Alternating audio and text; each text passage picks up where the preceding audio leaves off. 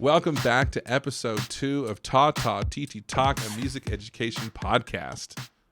I'm Jordan Smith. And I'm Tyler Swick. It's a pleasure to have you back. Thank you to all those that watched episode 1. It was a pleasure to see all that feedback.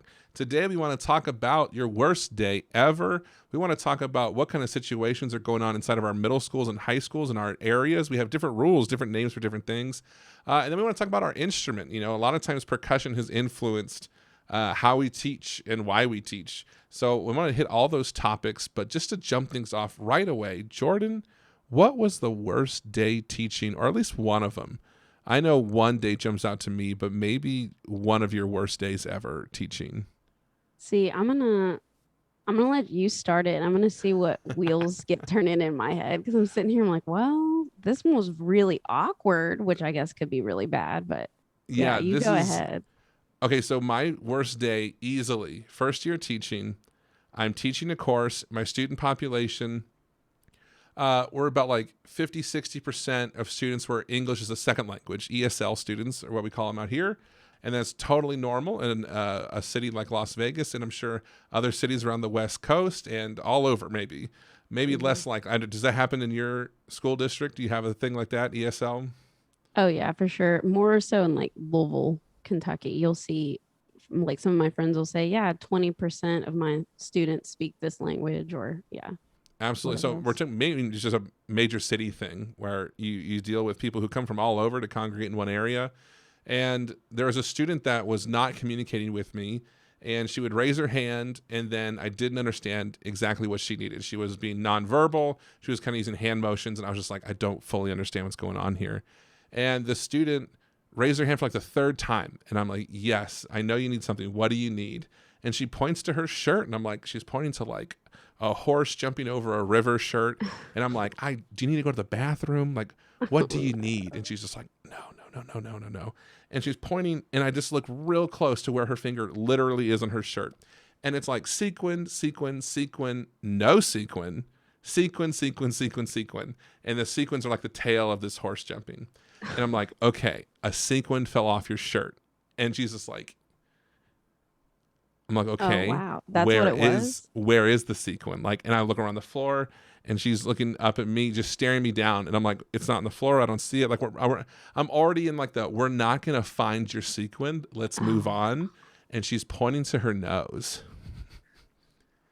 And I'm like, is the sequin in your nose? She goes, this is like charades. This was basically charades. And so I am like, let's get a tissue and blow your nose. And she goes, okay. And like at this point, I'm like, this is amazing, but also I would like to teach my class. So I make a nurse's pass for her to go to the nurse, and I write down on some paper, like, is there something in her nose? It's a sequin. Look at her shirt. You can see the size of it. It's significant. She goes to the nurse's office, and at this point, I hear the rest of the story secondhand. So I go back to my class and teach. The student does not return to my class for the rest of music. And I'm thinking, they take care of it. However, move on. So after school, I ask, hey, what happened to that girl with a sequined up her nose? And they go, yeah, we tried to get it. We couldn't get it. So our only option was to call the paramedics and have them come. So the paramedics show up, flashing lights and all. And they show the girl the tweezers that are going to go up her nose to go get this sequined. And they got to hold her down. She's crying. Oh my gosh. And they're showing her like, this is going to go up your nose unless you'd like to try and blow it a couple times. And right as they're approaching her, she just goes, blows the sequin out of her nose. Everything's fine. And I'm like, wow, that's a story. Now you're thinking, why is this the worst day teaching ever, Tyler? That seems like a pretty fun story to me. If they call 911 for a student, it is part of the day that you have to call home. When they call home, a young person answers, and they're like, we need to speak to the parents. And they hang up. They call back. We need to speak to the parents. We need to make contact. And they hang up. And there's kind of a suspicion of like, there's paperwork that needs to be filled out because authorities were called for this child. And they can never get in touch with this set of parents. And the punchline is that they find out that the parents were not living in this country, and that Oh the no. older brother was taking care of everyone. Granted, older brother was like a sophomore or junior in high school. So then the Gosh, authorities that's have to so get heavy. involved. I don't know what they do, but I never see the child again. Whether they were deported or whether they were taken to a foster situation, but that happened. So after school, I find out because I saw a girl with a sequin up her nose, like their lives were forever changed.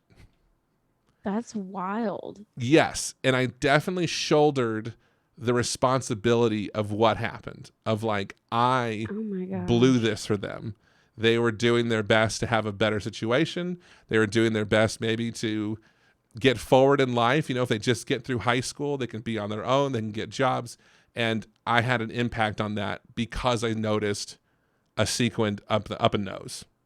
But see, it's like, what's to say that something didn't, like, what if she went home and something was seriously wrong? And Absolutely. No, I yeah, that's agree. hard. But I feel like I was the first domino.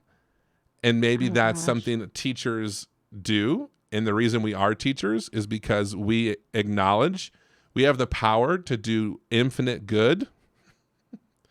And simultaneously, we have this power to also do bad. And now I know there's lots of positive ways of like, hey, we got the sequined out, you know, da da da da. But the point that I was looking at it from is that if I just didn't play charades, if I just taught the music class, if I minded my own business, then Yeah. they could have figured that out, and then who knows what would have happened to their life. And so I definitely consider that to be the worst day teaching, because it really brought a lot of philosophical ideas on of what are we doing here? Are we here to teach? Are we here to teach students how to play music? Are we trying to make lives better? Are we trying to make this country a better place through education? Like, you know, and it's like some people believe all these varying ideas of like, I signed up for this job to teach music. And it's like, okay, And if it's more than that's my that. job, I should never care about a missing sequin ever. Well, But if my but job's that it goes so much bigger than that though. You know, it's like every teacher, you can't just, you're not just teaching a subject, at least not the good ones, right? no, I completely agree that yes, we are the music teacher, but I agree that from what I've seen from you, you and I definitely are more about, did that student grow up to cope with difficult situations, as Yeah. opposed to, did they grow up to play great four mallet music? No, I don't care about that. If they became a lawyer, are they a good one? If they became Yeah. an Uber driver, are they charismatic? And we think about, did we have an impact on their ability to cope with this world around them? I think that that is definitely something that it's funny. I'll ask my students now that are in college. I can't believe that. I just said that out loud. Whoa. Um, that I've been teaching since they were in fifth or sixth grade. And it's just like one thing I always ask them when they go into college, like what were things that you were glad you knew? What was there anything you wish you knew more about? You know, as it pertains to percussion, or just like, were you happy with lessons? Yada, yada, yada. And they'll say that it was the way I made them feel. It was the fact that I took interest in their lives. And at some point that they got more out of that in a lesson than they did anything that anybody's taught them. And so that's like a huge thing to take in, where I can appreciate it, but it also makes you realize how influential you really are around people, at least for the moment that they know you. Like, what do they think of when they think of you? 100%. And I wish I could remember who the quote was by. And I'm sure some listeners were like, this idiot.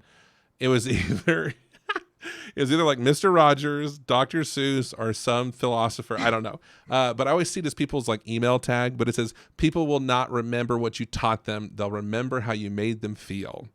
And Yeah. I want to say it was Mr. Rogers, but I could be absolutely wrong. Comment below how wrong I am. Give us some good quotes. Yeah, right. Tell me. Yeah. And it's funny how it's like, you always see these horrible, like, I'm shaping the future. And it's like, that's your email tag. Like, your email tag should be ban reply all, like Yeah. Yeah. something useful. Anyway, but the point of all of this, yes, is that they're going to remember how you made them feel. And I'm going to think back, how did I make them feel?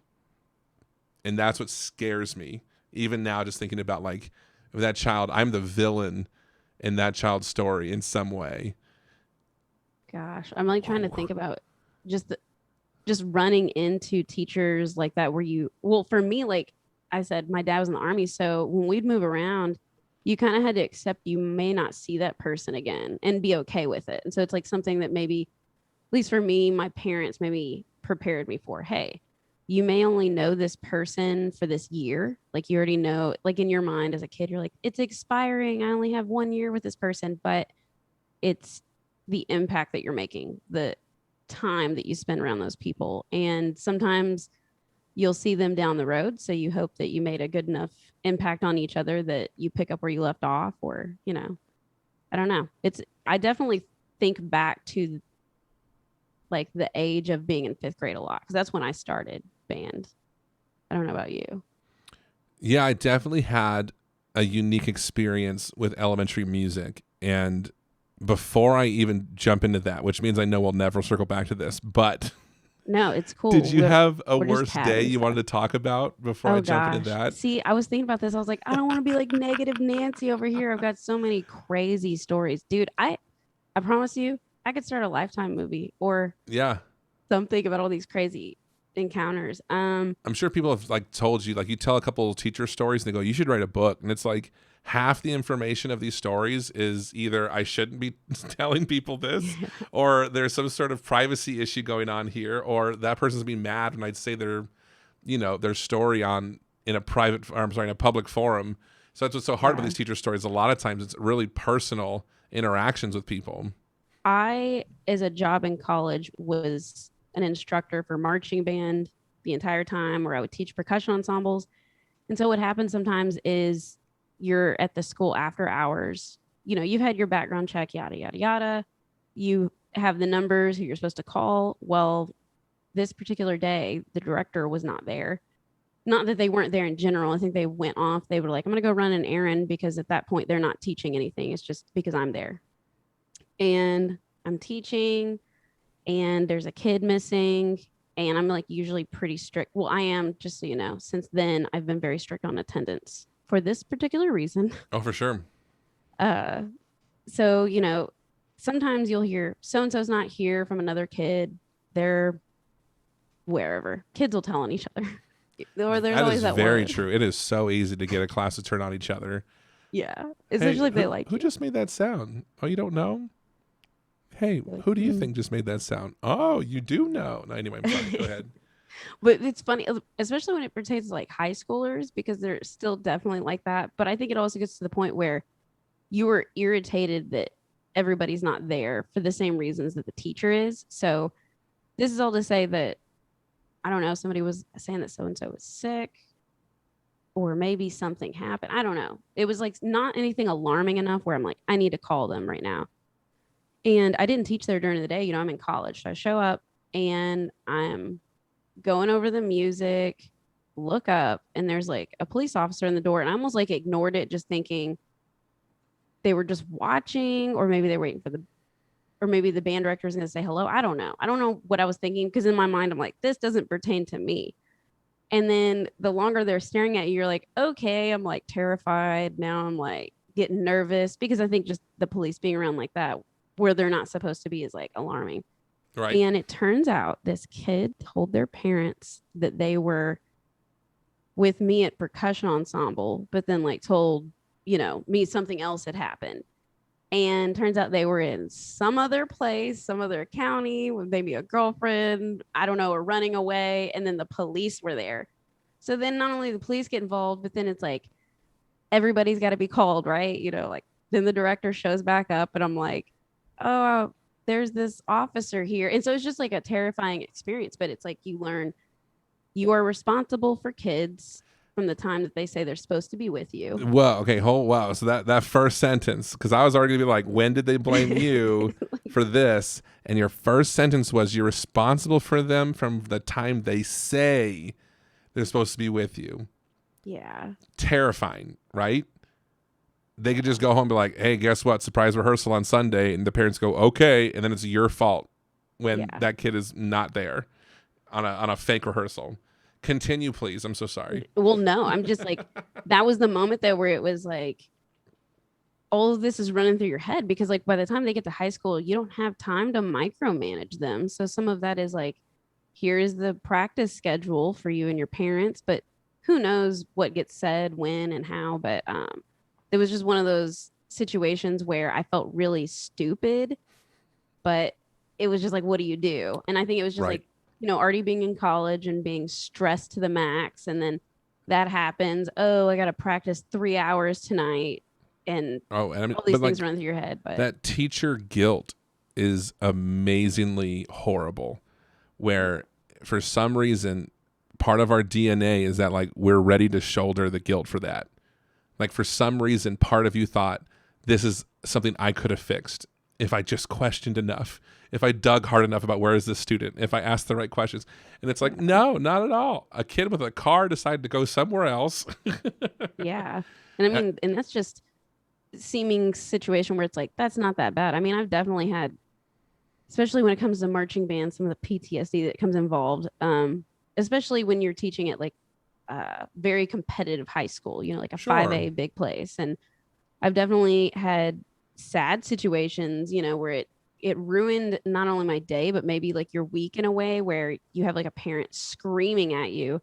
And the reason that they're screaming at you is because you're actually secretly the person that's been giving their kid lunch money for band for the last like 4 years and bought them tennis shoes that they wore the whole time they were in high school. And you're just like, you don't get it. But then in that moment, you understand that you don't get where they're coming from. So I think that makes more of like sad days. For sure. No, bad there's days. definitely hard lessons because as the outsider, and I have this idea of insider outsider. Outsider being people who teach children who have not raised a child that age. So I've been an outsider to every class I've ever taught because I had never raised a child to that age. So I don't know what the home life is, even with my own child. She's still too young to know, like she's just going into pre-K. And I had a friend, educator, who was just like, once you've raised a child to that age group, you have nothing but sympathy for either like how dumb they are, for how many mistakes they make, for the troubles they go through. You start finding out what matters to them because you're raising one, right? So when you have an 8-year-old in your house and all they care about is friends, and then as a teacher, you're like, hey, stop talking. You're like, you realize like, oh, they're talking because they're trying to be friends. Like they value the friendship more than they value whatever else is going on. Right. And so I really thought that was a deep thought of like, I will never understand a high schooler until I've raised a high schooler. See, and maybe then I still won't. Who knows? I don't know if it's a like motherly, the maternal part of me that comes out, or if it's going through scenarios throughout my life where I can point that out in someone else in an instant. So I think it sometimes, well, it does. It makes me a better teacher and I have a lot of empathy, especially whenever you see different scenarios for people's lives. And maybe even like, I think the first time I took somebody home when I was in marching band and you see what their home life's like, you're like, oh, wow, they're living here with multiple family members outside of their nuclear family. And I don't know, it's just like a really, I don't know how you'd say it. It's eye-opening, I would think. Yeah. I don't, this would be funny because I'm going to say I've said this before, but a little behind the scenes, we've recorded hours that we have not released yet. And I don't know what I've said and to what end and what episode. I know. So I know this is episode 2, but there's already been hours. Point is that I think I brought up the idea of we think we're going to teach ourselves. I thought I'm going to be a teacher when I was younger because I need to find the me's in the classroom because I don't feel seen by these teachers. So I'm going to be a teacher so I can find the me's. And I then became a teacher and I seek out the me's. I seek out the kids that hate education or they hate the classroom or they think this doesn't pertain to me. And you find a way to engage those students. And that's kind of my passion, my drive is I find the kid that the other teacher says like, this kid is crazy. And I go, cool. Let's see if they like drums. Bring it on. Yeah. Let's see if they like rewarding. Yeah. Let's see if they can hold 4 xylophone mallets. Whoa, you can. No one else can. Well, that's pretty awesome. And they have that moment of like, I'm seen. Uh, Yeah. and so then when you go to a classroom and maybe none of those kids are you, and they're raised in a different tax bracket, whether higher or lower. I've seen it both ways at this point, where there's kids that you talk about shoes, where like you need a new pair of shoes just to get through the school day, and I've seen the other side of it where they're on their third vacation to another country because dad got a great bonus this year, and it's Right. like I don't know how to really relate to that student because it purely is a different student, and so we need that experience of failure to go, well, now I know what not to do next time. Yeah. Well, and I think it's interesting now, this side of life that I'm on, where I see both sides. And at one point, when I'm working 80 hours a week, and I say 80 hours to keep reminding myself, don't do that again now that things are like going back into motion on a side note. But you're seeing both sides of the coin. So it's difficult. And I think I'm one of those people that's, as a teacher, student, friend, person, very good at picking up on the middle ground or seeing it from both sides. I think the best quote, I don't know who said it, just somebody one day was saying there's three sides to every story: your side, their side, and the truth. So then that comes down to perspective of like, maybe I do have a family that is well off enough to support me in different ways. And there's, nothing wrong with being able to support your kids in ways where they have opportunities. But on the flip side, there's also students that don't have those abilities or privileges because of the resources or lack thereof. I don't know. So it's just like two sides to look at things. Absolutely. I totally agree with that. Okay, I'm going to say earlier in the episode, you talked about you joined band in the 5th grade. So what did you do K to 4 before you got to join band? Oh gosh, I should have known we were going to talk about this. I was like trying to sit down and think about where I was living and at what time, but maybe it's a good thing because I definitely had some scrubby music teachers that made me hate music because I didn't have I mean, like most people or most children, I think that I associated that with a person and not music or a class. Because I mean, of course, when I left the school building, I still loved music and all the things that interested me, and like, my family being around music in a capacity where I don't know, I felt comfortable wanting to seek that out, but I hated it because we would go, we'd move somewhere where it was just like only singing back and forth out of these books. You'd like walk in, you'd open up your little music book, and I don't even feel like I knew what was going around half the time. So I would say like, this is interesting. When we were at army schools, I feel like I had a great music education, awesome people, very knowledgeable, down to earth. We had, resources. I remember seeing like xylophones in the rooms and getting to actually play instruments. And then when we moved somewhere that didn't, my only thing that I did, I remember being in like a mass choir for a Catholic church. I was not at Catholic school, but we moved somewhere that was off base, which was a very difficult time for me, just as a side note, mostly because of the lack of diversity and going from an army base to off post. I don't know, it was like a little bit of a culture shock for me and the people around me because I didn't look the same as everybody and Like, whatnot. that's an interesting thing because we talk about everything we've listed so far, kind of struggles that we can figure out. We can figure out, how much money their parents make, or we can figure out if they're dressed correctly. And then that struggle is something where it's like, how do you notice that in a student?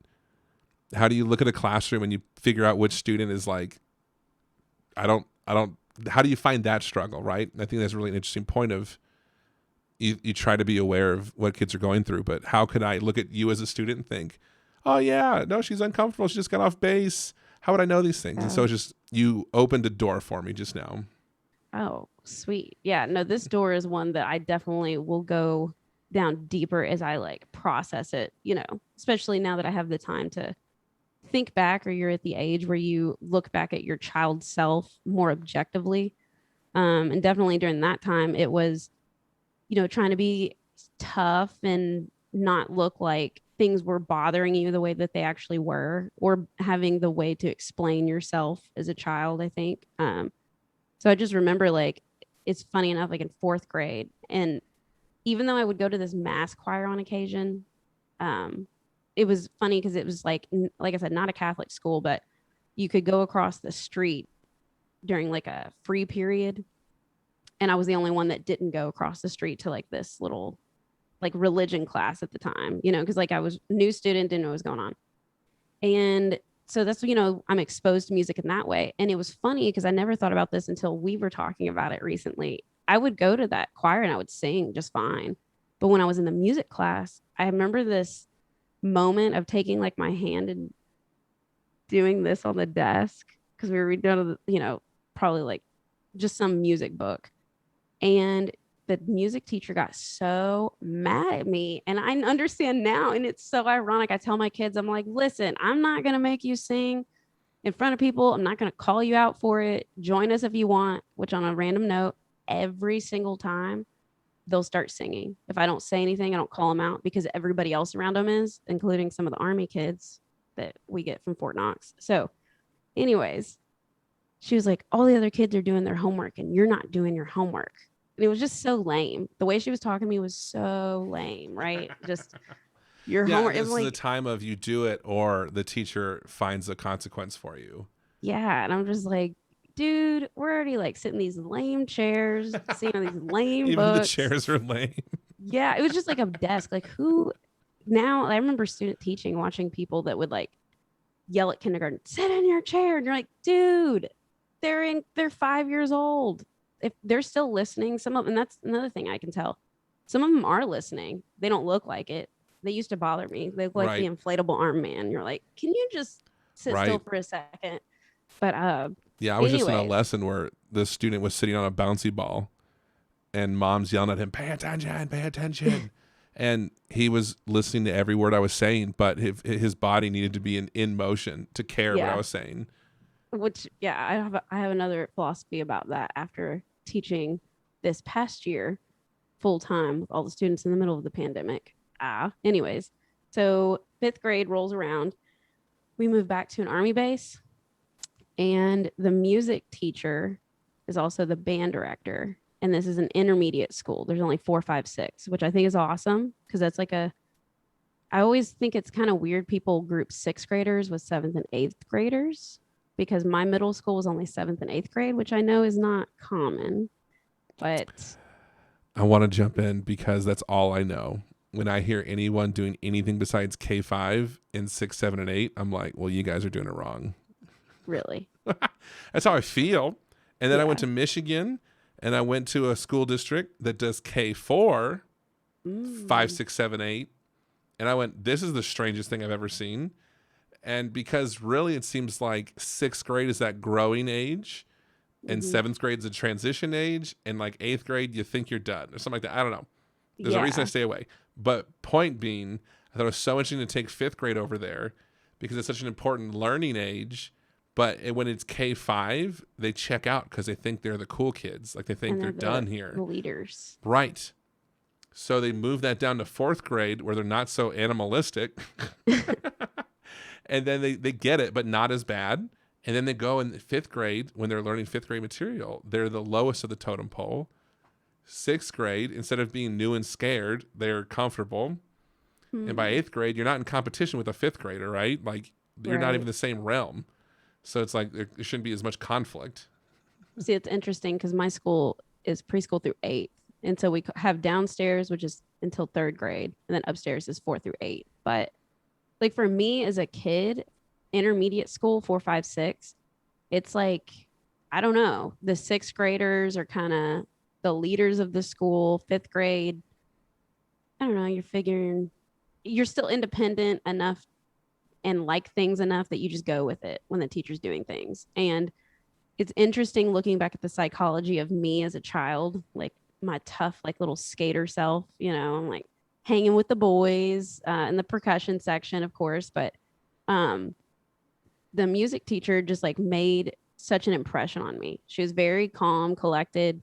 And on a random note, she had her ORF levels, but she wouldn't make us do anything that made me feel lame or uncomfortable. And it was weird because like when she would do something that would involve, I don't know, moving around, singing, whatever it was. It was just presented in a way where it was really safe, I guess is a good way to put it now as an adult. At the time, I'd have been like, this is cool, not lame, is what I would Was say. fifth grade general music or was it band? Or when did it turn into band? So, fifth grade, you had the opportunity to do band. And in fourth grade, and that's where we were talking about earlier, like having a general music class. Like I know that little kids do, but just to talk about, the older grades and whatnot. So I guess it was like on a maybe like some schools will do like 9 weeks. Some schools you'll go every week for music. But anyways, fifth grade, I do, I signed up for percussion. And I don't know, like I think that when we signed up and did it, you use the school instruments. So that's one thing. We use the actual marimbas. We didn't use bell kits because those kind of like, I feel like sound like toys, which is honestly, like looking back, you almost don't want to practice on it because you're like, this thing sounds like a garbage toy, the bell kits, which I know you might have had a different experience with your first instrument, but Yeah, absolutely. But that's why we're a good team. yeah, no, for sure. And I just remember, um, yeah, it all goes back to the way she made me feel. And it'd be like I didn't have my drumsticks one day. And instead of like screaming at me or making me feel like a huge Giving you an F moron, for the day. yeah, she just walked over so calmly and just like, here you go. And I was almost to the point in tears because I'm like, I'm gonna get in so much trouble. And so it was just, I don't know, it was a good time. I think I'm a music teacher today, probably because of that. I think back to that a lot. The influence of fifth grade teachers. And one of them, I wasn't going to join band because I was like, I don't know how to read music. And she's like, that doesn't matter. You don't have to know that before you go there. And yeah, here I am. Yeah. So join band. You get to eighth grade to high school. Is it a no-brainer? You stay in band? I was going to quit. So the backstory of my middle school band director is he actually retired from county school Just the and came to chillness work. of like, oh no, that was so bad. I like this chick was amazing, but No, done. well, she didn't teach that. I had to go to intermediate or middle school. Okay. Oh my Seventh and eighth grade goodness. only. Okay, sorry, go And ahead. I go from that in the band. I mean, RIP. Do this for him. Sorry. He passed away recently. Great band director, but yeah, he retired and then came back to work for this like school system. So, Mhm. and on a random note, he was actually a millionaire. So, isn't that really interesting? I've had that conversation very recently that if you won $1 million, would you continue to work? And I was in a room full of people that all said I would work because I love it.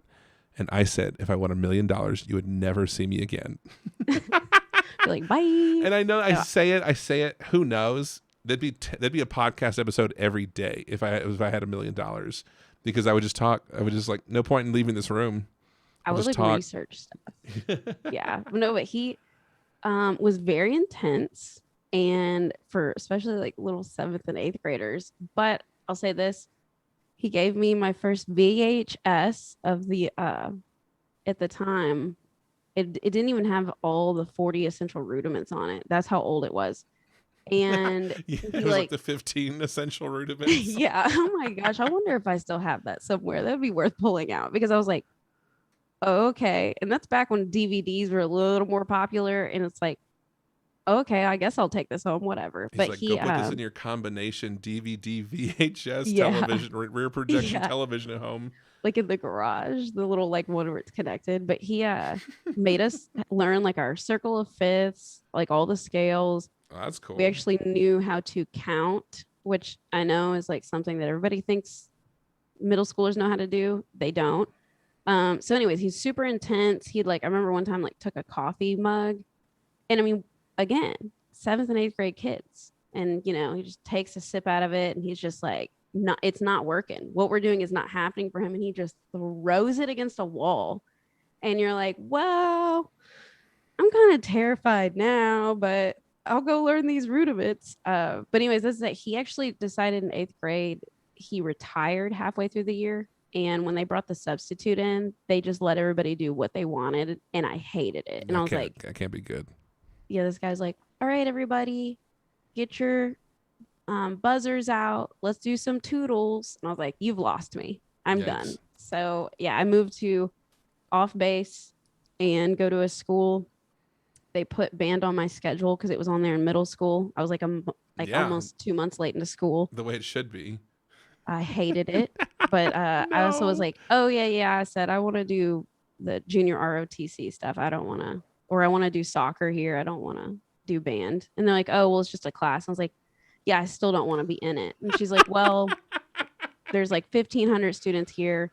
You're gonna have to get what you get until the end of the week. And I was just Now like, that's a counselor I've heard of before. You're gonna oh my get what you gosh. get. It just like I've grabbed this paper. I go in the band room the wrong way. I'm judging all the percussionists, which I'm married to one of them now. So I was a little bit of a hater. And I'm like standing in there and there's like this kid just like twirling a timpani mallet board. There's some kid that's like half falling asleep with drool dripping down his mouth. My husband at the time had like a sword in his mouth and he's just like doing that. And I was like, okay, I got to get out of here. And I wouldn't sit with any of them. I remember like taking my chair and sitting away, and they had a chair placement test.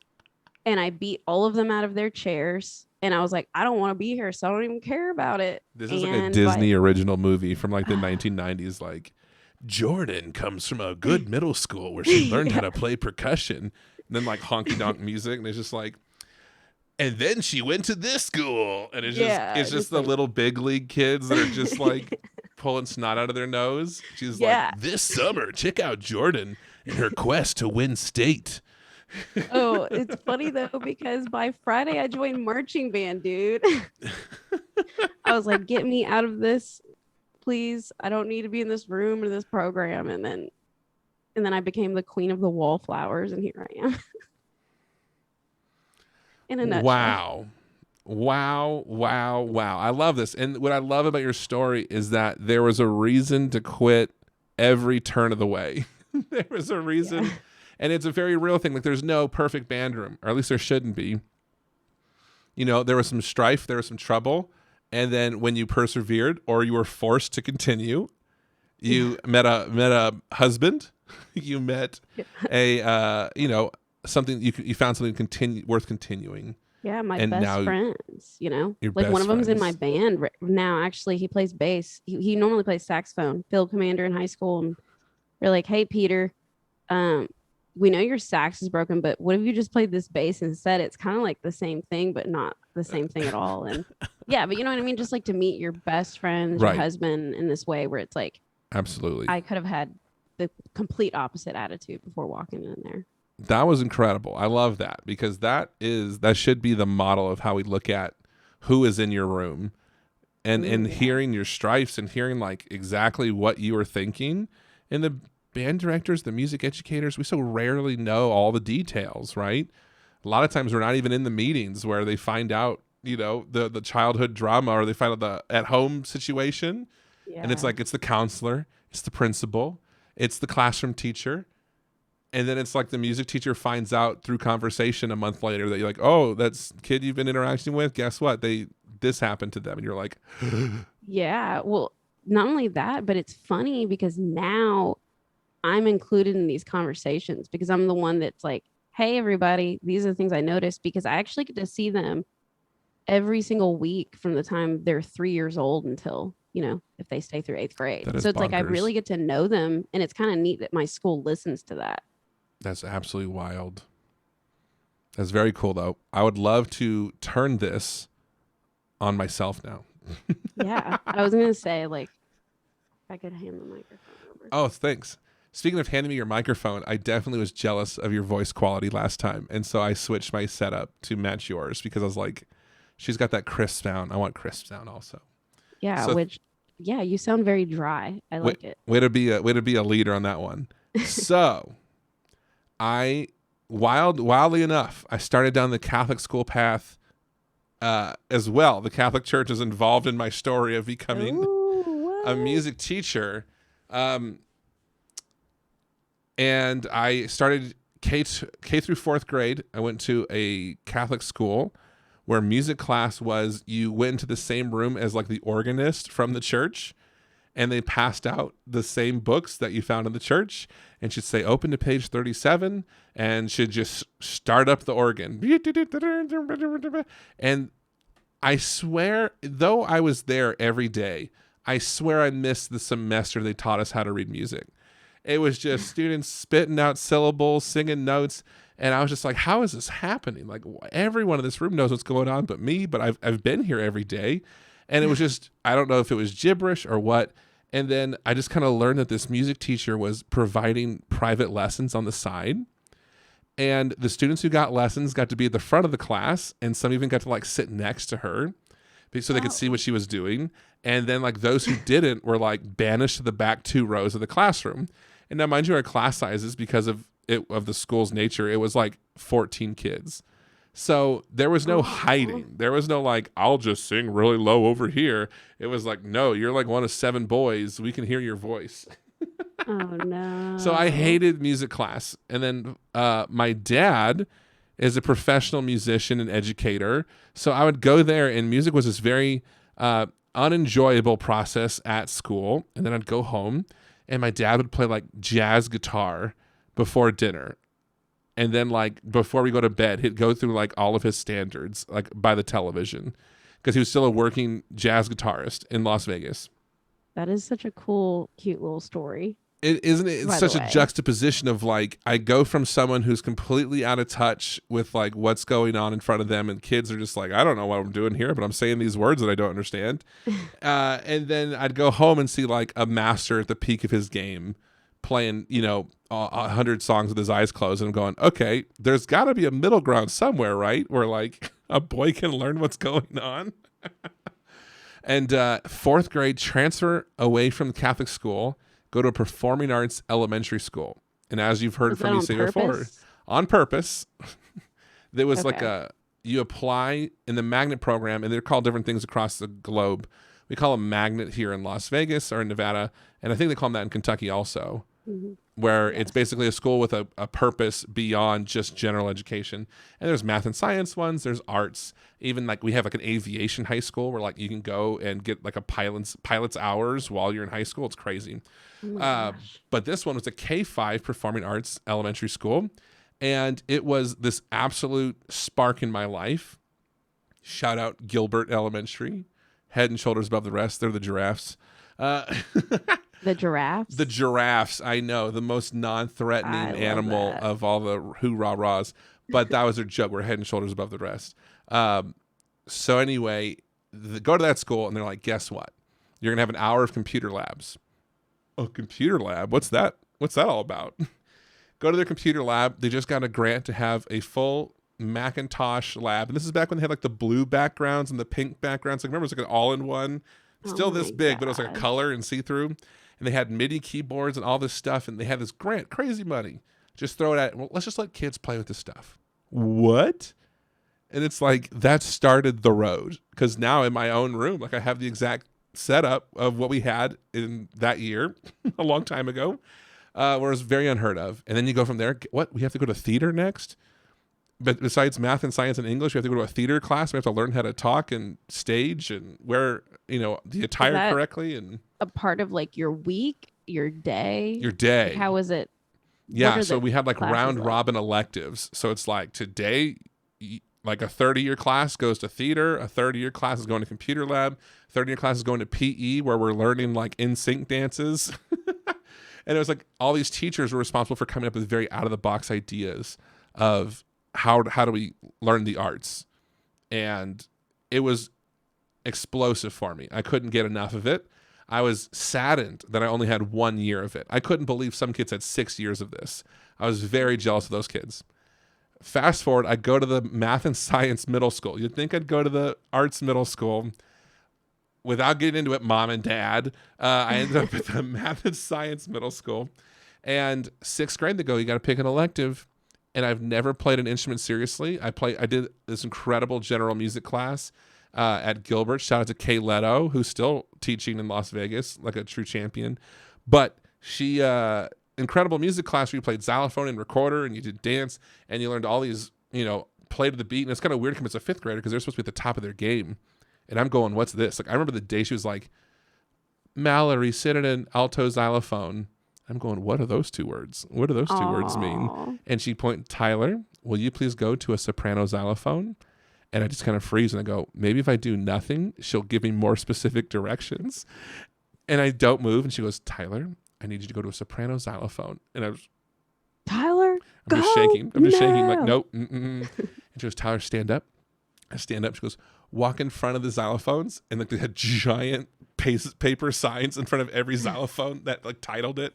And I was like, okay, I can do this. Like, I got to find the sign, but I was mortified basically of like, I'm about to show everyone I don't know what a soprano xylophone is.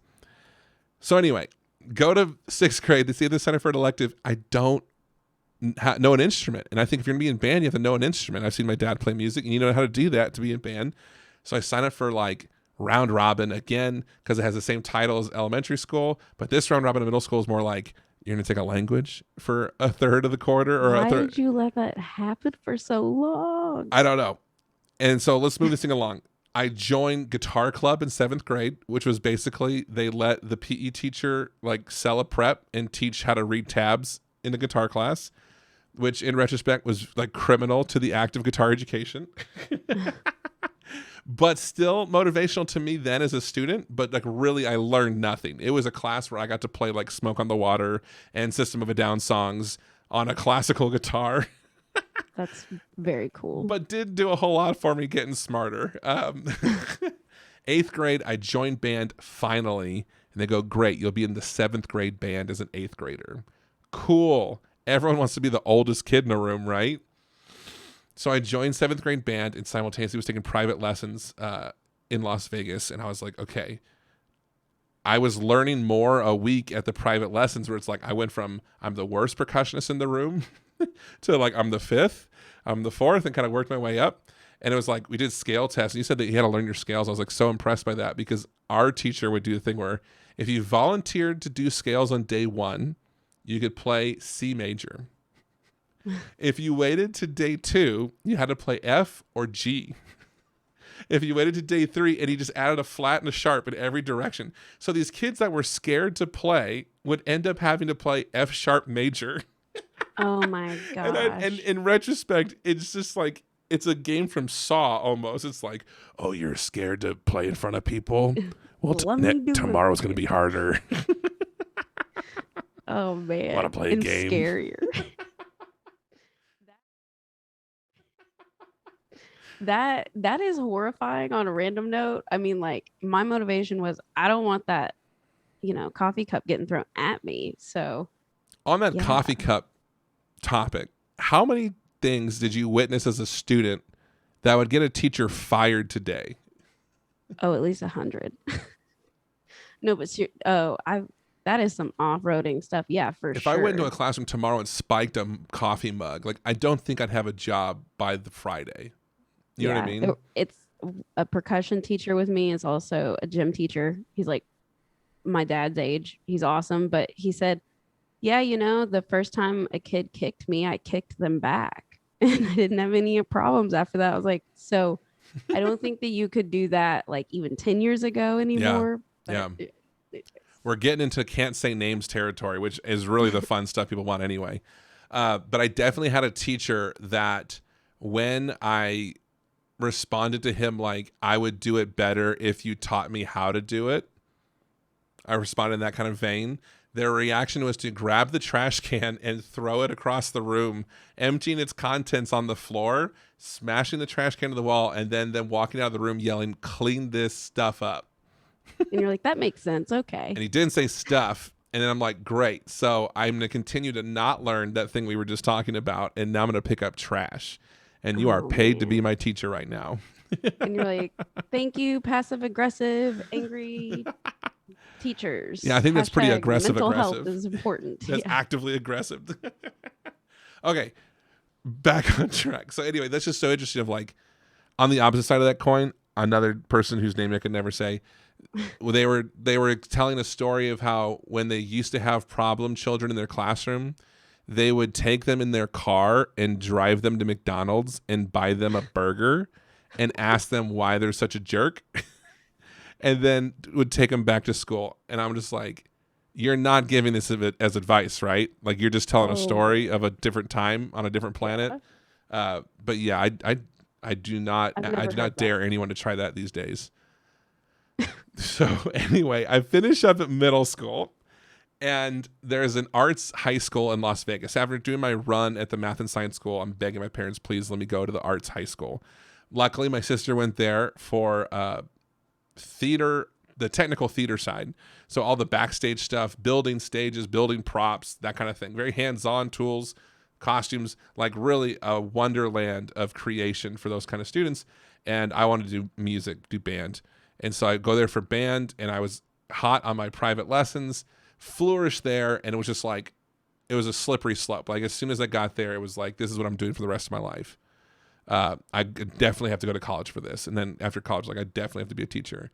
But it was so funny how it was kind of a windy road to end up at the arts high school, where it was like that's what it took. Once I saw people my age excelling and doing well and self-motivated, it was contagious, right? You get into a band room, and to your situation where maybe you find out you're the best, and it's like, what's your motivator to be better tomorrow if you're already the best? And there was no better education than being one of the worst at a high performance school, because there's no lack of motivation. There's always a student better than you. See, I think my motivation is I'll describe myself like this. So at one point when I was in all district, I got like the whole percussion section on board. Like I was like the hype man where I'm like, if I understood my parts, I wasn't like, ooh, look at me. It was like, let me go over and help somebody. And definitely had some times along where people needed competition and needed to have that with me, but I wasn't trying to have that with them. Does that make sense? It Okay. does, though I am the other person. That's funny. Well, it's especially funny to me because years later there were some dudes that apologized. They were like, "Listen, I look back. You're so sweet. You're nice, and I don't know. That's just how I am. I need competition, and that's just how I was." And Absolutely. And I the same. Oh, I definitely need to go back to almost everyone in high school and be like, listen, I thought this whole thing was a competition. I treated it like every episode was like America's Got Talent or, Big Brother, where it's like I have to win the popularity contest, and I have to win the musical challenge, and I have to be the best scale test. And when solo and ensemble comes around, I need more medals. And yeah. when all state comes around, if you're chaired higher than me, like I'm gonna secretly hate you the whole time. And all like all of that. And what I came away with was this false idea of why we do music. And where I got it all erased, where it all got turned around, and I'm gonna say where I got fixed as a person, was going to the University of Kentucky and being ranked 21 out of 22 percussionists. Oh, That was the greatest thing that could have happened to me as a performer, but also as an educator. It definitely opened my eyes to like the kids who think they're the best do hit walls, and the kid that gets all A's and they're never late and their teeth are perfectly white, they're gonna fail one of these days, and it's gonna hurt more than the kid that failed 19 times because they've never failed before. And so I got the results of that as a freshman, and I called home to my parents. I said, I hate this place. This place is terrible. They don't understand who I am. I was number one in the state of Nevada last year. I oh. need to come home. And they said, finish the semester. And if you finish the semester, you can come home. And they knew, like they said it, they did not mean it. They did not mean that at all. For everyone thinking I was They being were there, they said it to get me counseling off the you. phone. So I get You off have to the stay until the phone. end of the week. Right. I finished the semester, and I'm like, I can do this. I can climb this ladder basically. And in trying to redo what I did in high school, I learned there's no reason to do that whatsoever. Like the kid who's the best at marimba, why do you need to be better than that person? Why do you want to be better? I don't know. Well, There was a day it where you got a medal for it, but you don't anymore in yeah. college.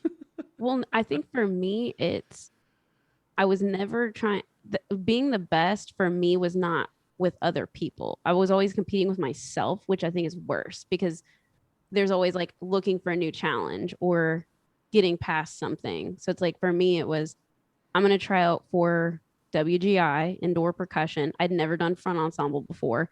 And it's funny because more people associate me with mallets and those sorts, but it's like, no, I was always in drumline doing drum stuff. And so I think it's like for me, it was almost like this endless circle of you're never going to be satisfied. So it's I interesting. respect that. So now let's turn this. You're a teacher. Is there a you in your classroom? Yes. There's lots of them. But you know what? There's me's at different points in my life, if that makes sense. Oh, I think that's far more accurate. I don't know if anyone's watching Loki. Is anyone watching Loki? Did you watch Loki on Disney Channel, Disney Plus? Mm-mm. Okay, this is terrible because I feel like I can't do spoilers on a podcast. But if you've seen it, it opened my eyes to the idea of yourself at different places in time in different Ooh, situations, but still it's it me. that's deep. But the idea of it's you from somewhere else at a different age, but going through what you went through at 18, but they're going through it at 6. Or that had a whole Yeah. energy of I didn't experience a day where I was like, I don't know how I'm going to find food. But I've taught a student where they went through that in kindergarten.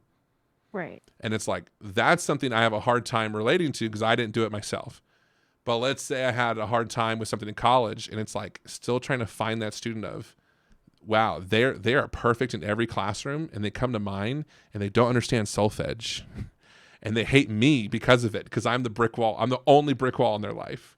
Yeah. Or they're the perfect football star. This is a real description of a student. They are literally going to be football stars. I have no doubt in my mind. They have all the genetics. They have all the hype. And when they would come to my classroom, singing was like the worst thing they could imagine. And I was like, I'm their brick wall right now. They're not mad at me, but I am the reason they are failing at something right now because everything else is just like, I can make it about football. I'll write about football. I'll do football Yeah. math equations. When I go to PE, I'm going to be the fastest, the strongest. And when I go to the music class and we're singing, I'm just going to do my best to be unseen and unheard. And I'm going to swallow my pain. And it's like I have to find that student and make it about football in some way or just Yeah. connect however I can. But you know, and this is something I'm sure we'll talk about on a later podcast, but for me, the kids, having them so young, they don't know any different. So it's actually like sometimes my sports kids are some of my best music kids, as long as, you know, and they can actually get the class back on track because they're the kids that'll turn around and be like, dude, shut up. She's talking. But Yeah, yeah, no, I don't I know. totally It's relate just, to that. Get a popular student to yeah. back you up or just, Yeah.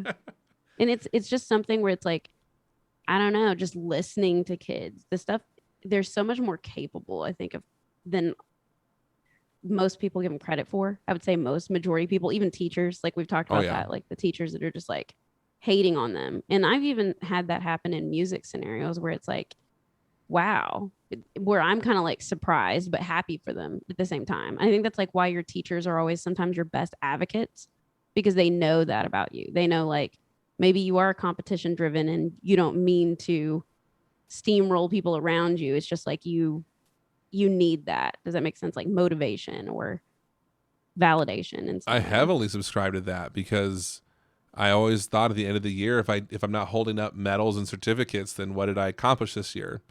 And I'm Right. not going to say that went away after quarantine. It was like how many little head nods could I get of like, hey, you didn't do so bad during quarantine. There was a way of like, I wanted like forget me nots of like that'll be on my mantle of you didn't do too bad. Yeah.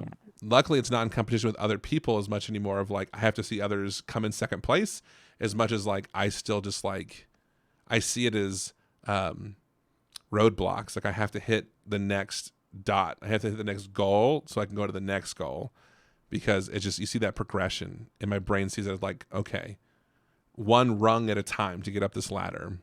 Yeah. But yeah, That's a good way to put it. yeah. As we're wrapping up, last time we did like a ending positive.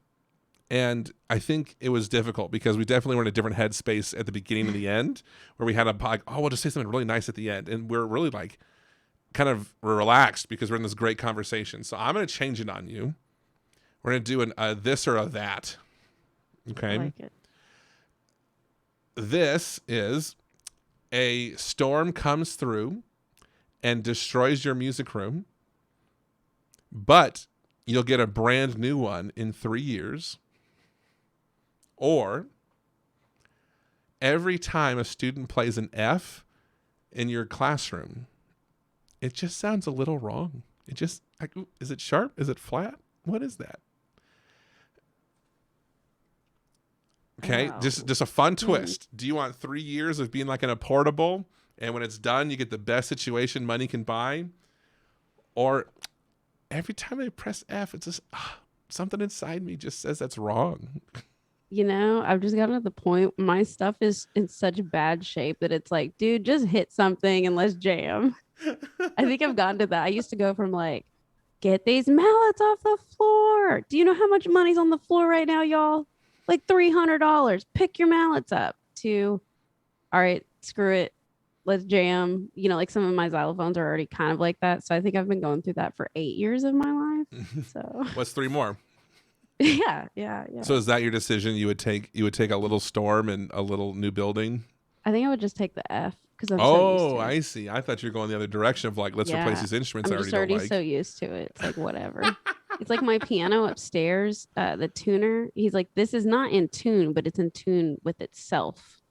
That's the way I have to view the stuff in my room. Yeah. Well, if your room, how about this? If you could only use one instrument, one, like not all of percussion, just one singular instrument, what would it be? It would definitely be a ukulele, because it definitely fulfills my rock star feelings of like, I want to play a strumming instrument while I'm singing and like get emotional and play. And one of my COVID purchases, the early quarantine, was I got a nice ukulele, and I have used that thing often. It is already beaten up, and it's like maybe a year later. This But was yeah, my birthday gift to myself. yeah, look at that one. That one's pretty fantastic. Paul concert ukulele. That is awesome. But yeah, that's a big thing also, was getting a larger size. I'd only played soprano ukuleles, and like these guys on a little soprano ukulele was a pretty funny thing. So getting one a little bit larger was like, whoa, this is way more fun. So I recommend that to teachers also. Like if you're ever intimidated by learning guitar chords, just get a ukulele. And I got one with a pickup, so you can plug it into a sound system and it can be louder than the kids. And yeah, I would give up everything else pretty fast if I could just have a great ukulele at all times. Yeah. So thank you so much for making it to the end. We were thrilled with the response of episode 1. Thank you for everyone that commented on Facebook. You warmed our hearts, my heart. It's very true. There's always concern of like, is this going to go well, or do we just like talking to each other? I think it will, especially when we get some cool guests on here. Right. There are already plans, and I'll tip my hat to Jordan for really getting this list of amazing people that I'm excited to talk to. I'm like, not only are they guests, but like I get to talk to these people. That sounds pretty cool to me, that I just even get to say hello to them. But yeah, those will be coming in the future. We just kind of want to prove a concept and then get some cool faces on here. Yeah. So this has been episode 2 of Ta Titi Talk. I'm Jordan Smith. I'm Tyler Swick, and we'll see you next class. Okay, bye.